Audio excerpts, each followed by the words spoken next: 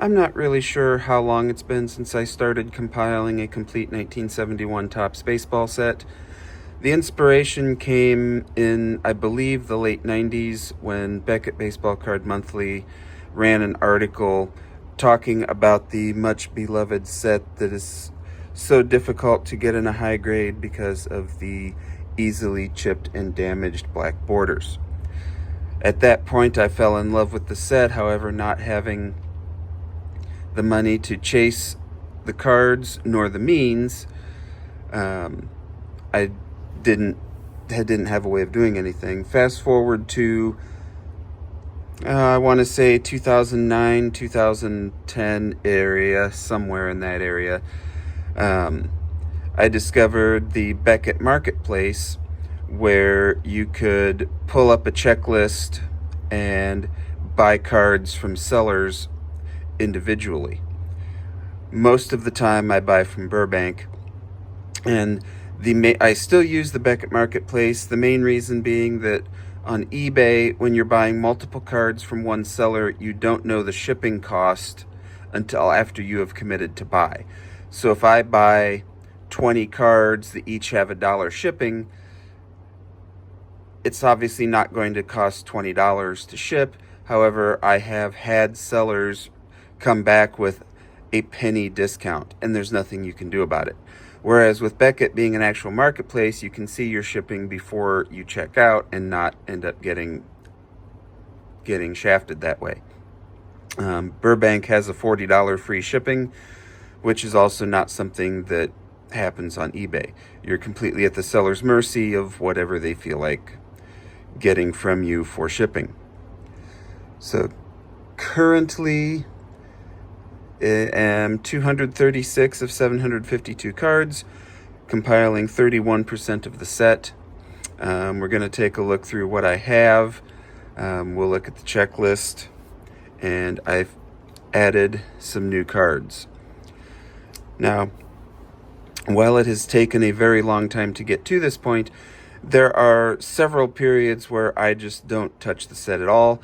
These are the first cards I have bought since 2021, when I bought Harmon and Bert up here. I have most of the big name cards. The biggest card that I am missing is the Dusty Baker Don Baylor rookie. The next big card is going to be Nolan Ryan. And after that, most of the cards I can get on eBay for $20 to $25, like Vada Blue and Frank Robinson, Boog Powell, are mostly around 20 a piece. Now, I am not going for an excellent set. I am going for good to very good. Chipping does not bother me. Minor corner damage does not bother me. The main goal is no marks and no creases. There are a couple commons that I bought in lots that do have some pencil on the back. Those I'm not worried about at this time. So, like Harmon having the corner chipped, or Clemente having the corners chipped, that does not bother me. That Clemente in that condition was an $80 card. Anyway, so there's a lot of big names in here. Tiant is in here. Willie McCovey is in here. I don't think I have... And it already gone just that quick. Literally had it, and then the time it took to say that, I don't remember who I was talking about. Oh, Marichal. I don't think I have Juan Marichal. I still need the Johnny Bench base. Got Catfish Hunter down here.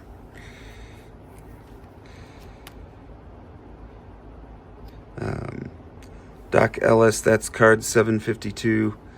I'm weird that way. I like to get the first and the last card, so we bookend the set. I'm close to finishing 1 through 100. I only need about 10 or so more cards to get through 1 to 100. Then I'm going to try to finish out the 7 700 through 752 because those are mostly short prints, and that'll be a big financial area out of it. Orlando Cepeda and Lou Brock. Ernie Banks is another one that I don't have.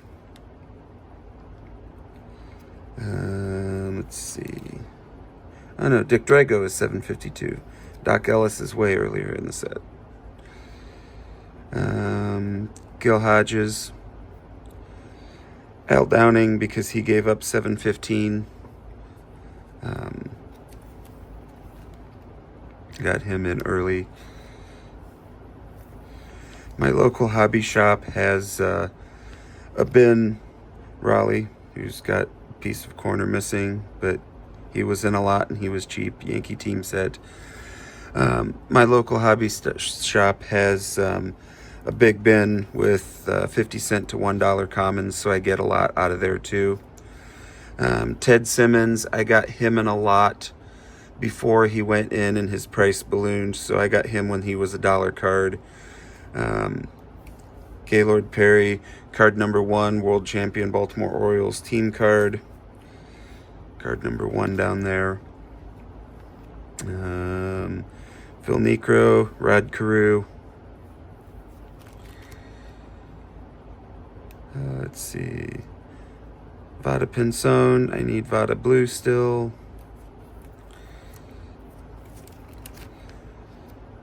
Hoyt Wilhelm. Gibby. Tom McGraw up there. Brooks Robinson in what is my opinion the single worst picture I have ever seen Topps use on a card. I would not blame Brooks at all if he never forgave Topps for using that picture. That was wild that they actually put that on a card compared to, what everybody else had. Dave Duncan, pitching coach in my day. Got Steve Carlton. I think Tom Seaver is in here somewhere too. Bill Mazeroski. The 1960 walk-off.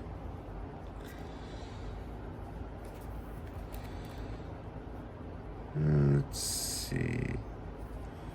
Mostly more commons in here. Yep, there's Tom Terrific. Tony Oliva. Pete Rose. I actually have 2 Pete Roses because I got him in a lot. It's rare that I buy lots from this. There's some big dogs. Willie Mays, Reggie Jackson, Carl Yastrzemski. Up next to each other. This is a 3rd-year Reggie. Mets team card that people like to mark up because it has Nolan Ryan in it. Bobby Bonds. Better player than people give him credit for. Don Sutton, Willie Stargell, Ted Williams manager.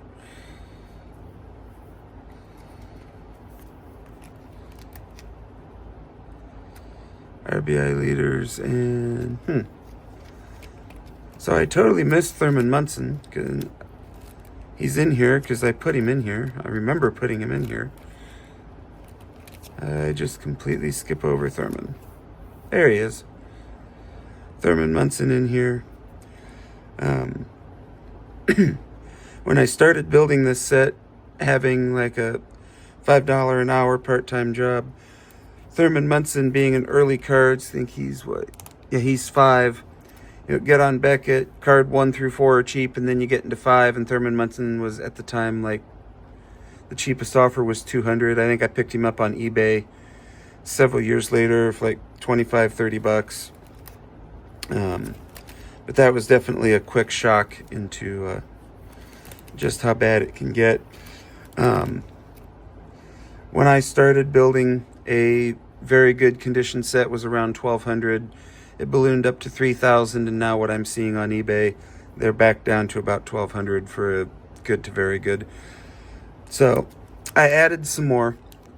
I did some lot searching, and there's a guy selling 3 9-card lots. I bid on and won all 3 of them. So we have 27 cards. I didn't pay super close attention to what they are versus the checklist. I just made sure that I need some. So I know I should need about half of these ish. But either way, I ended up paying $14 for all 27. So that's right about 50 cents a card, which is about what my LCS charges. And so I am happy with that. And we also have a Miami Marlins team card from 2025 and an Ernie Clement from 2025. I don't buy packs and boxes anymore. I will wait and buy the factory set when they release it. Jerry Koosman, arguably most famous for sharing a rookie card with that Nolan Ryan guy. So the way that I keep track of it, I have a Word document with the full checklist that's not just the number, but also includes the player name. That way it's a little easier to reference. And then when I cross one off, I just delete it. I was just using the strike to cross them out, but excuse me, where I am now, I've had 10 pages, so it's kind of a lot to keep scrolling through, you know, when you're out buying and looking for stuff. So let me get these out and we'll start kind of taking a look through at what we got here. All right, so we are starting with 277, Gary Waslewski. He is a need. 259, Dave Marshall. He is a need. 154, Cesar Gutierrez is a need. 431, I'm going to have to scroll for that. Let's see, yep, I need Tom. 749, Ken, more names I'm not going to try to pronounce, and I do need him. 91, Bob Lemon. Bob Lemon, I already know off the top of my head, is a double. That is our first. 342, Frank. I need you, Frank. Jim Hanan, 229. I need him. 423. That will require Tigers rookies. I need those guys. 251, Frank Rehberger. I need him. 228, Wayne Garrett.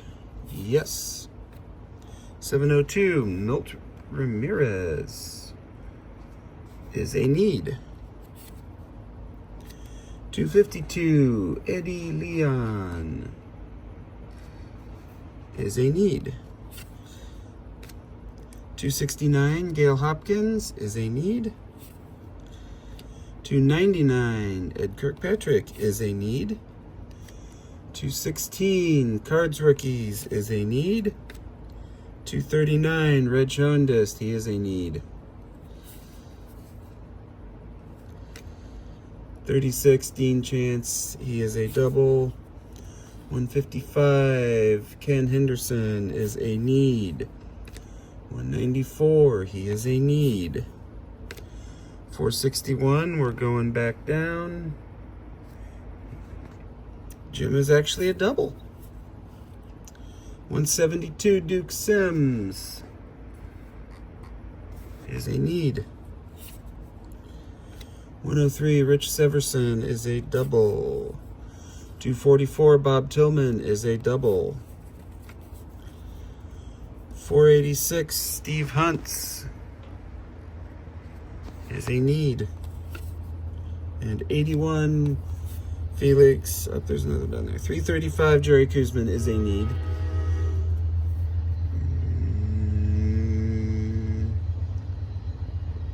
335. Okay, I was gonna say, wait. I'm getting dyslexic BS again here. Jerry is a need, and then Felix is not a need. So that's not bad. So out of 27 cards, that's 1, 2, 3, 4, 5, 6 doubles. So we add 21 cards to the checklist, which I will do right now. Alright, so that puts us at 257 cards, 34% complete, so we added 3% to our totals. And they are added into the binder. Now, I do not keep the cards in order at this time. Once I get closer to 80% complete, then I'll go through and put them in order. It's just way too much right now to mess with and not get confused. I get more closer to like 600 some cards. I don't know how close I'll get, but somewhere in the sixes. When there's just like a few cards missing here and there, then we'll put the full binder together, everything in order, and then we can just put the remaining cards in as we get them. But that is the story in progress of my 1971 baseball set. This has generally always been the kind of thing where I will buy a bunch and then forget about it for 2 or 3 years and then come back and buy some more. And I need to be better with getting done with it and just throw like $20 at it here and there. You know, if I spent $100 a year on it, I'd have it done pretty reasonably quick, but not something that I've been doing consistently at all. But it is still a love and a passion, and one day I will finish it. And if I tell the story on YouTube, I'm more likely to keep working on it and get it done. But I'm not going to build 72, and I'm going to continue to tell myself that. If I was going to do anything, I would build 69. But a 69 complete set right now is about $4,000 on eBay, and a lot of those cards are ridiculously expensive to try to buy. And it would be a very giant pain to try to collate it, and I'm just too old to mess with that. But thanks for hanging out here at the library, and we will catch you next time.